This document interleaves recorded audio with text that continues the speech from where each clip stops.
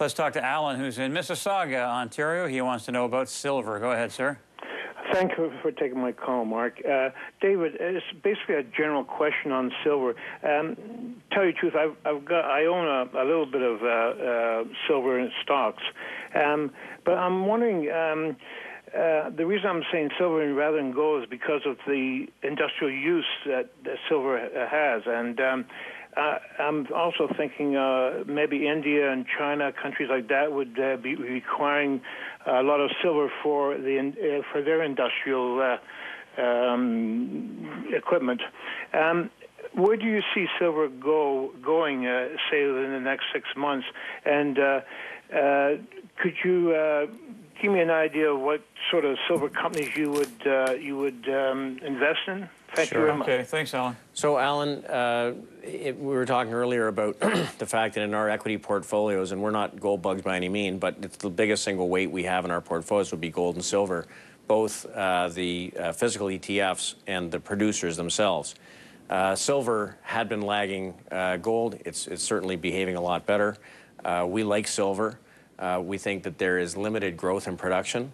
Certainly there is a big appetite for silver in the marketplace. We're invested in the physical silver ETF, PSLV. We're also invested in silver Wheaton, which is, I think, a good way to own silver. And then we own Allied Nevada, which is a gold company, but also has some silver production.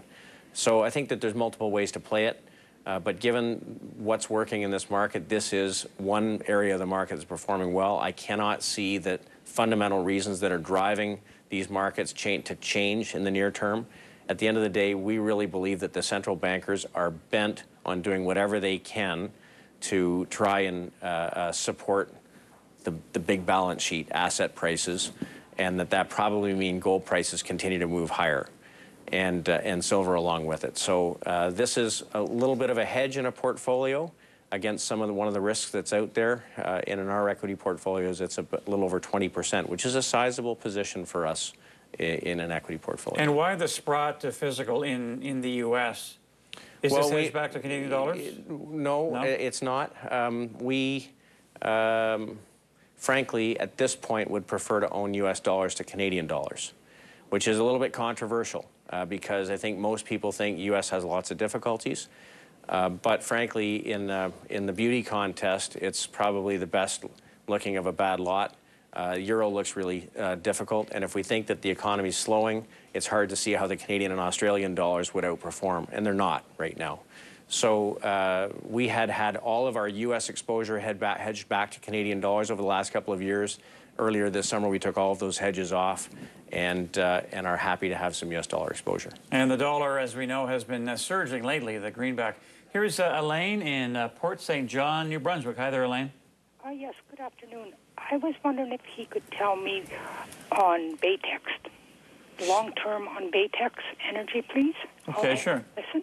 Thanks, Elaine. Okay, so Elaine, Baytex is one of those companies, a great business, just happens to be in the wrong spot right now. They have been tremendous at finding and increasing their production. They'll increase their production this year probably by another 10%. And along with that, they'll be raising their distribution. So it's one that's very attractive relative to other energy producers. That being said, we've been reducing our energy exposure to a much smaller weight in our portfolio just because of the economic sensitivity. So if you're going to have energy exposure, Baytex is certainly one that you could own. We've been reducing exposure to the sector itself, but you want to own one, I think, that pays a yield, and Baytex have been great executors. And David, we're now talking to Mary, who is in Toronto. She wants to know about a certain miner. Go ahead, Mary. Hello, Mark and David. Can you please tell me why Hudbay seems to be stuck in the $12.99 to $13 for the last year and a half? Thank you very much. Well, I think the unfortunate thing is that the metals producers are really out of favor. And you know, it hasn't so much been stuck. It's really come down from sort of $19 to where it is today. It's severely underperformed the market, and most of the metals producers have. And it's just simply, part of it has to do with the fact that there is very real concern about demand for industrial metals. And so I think this is just an area you want to avoid. Just looking at that chart, could we argue that maybe these are sort of contrarian plays, and maybe at some point they'll start to pick up, maybe if we start to see some better economic data? Absolutely. But, you know, Mark, the thing that I would say is that, at least in our case, our clients aren't paying us to speculate when that might happen. Mm-hmm. So they're asking us to recognize the world for what it is today and build a portfolio that is relevant given what we know is going on right now. And given what we know is going on right now, there are too many risks to go out and buy a highly economically sensitive stock. Right. If you want to speculate on it, that's fine, but that's just not what we're doing. No, and you've mentioned before on this show that you use quantitative models among some of your techniques and tools. And you're probably a little more active than some of our guests as well in terms of buying and selling. We are in a kind of market where you have to be tactical. You have to pick your spots, because to give up 30 or 40% in the stock is just too much. So we think that yield is a better place to be right now. All right, David, a short break. We will come right back and take a look at your top picks after this.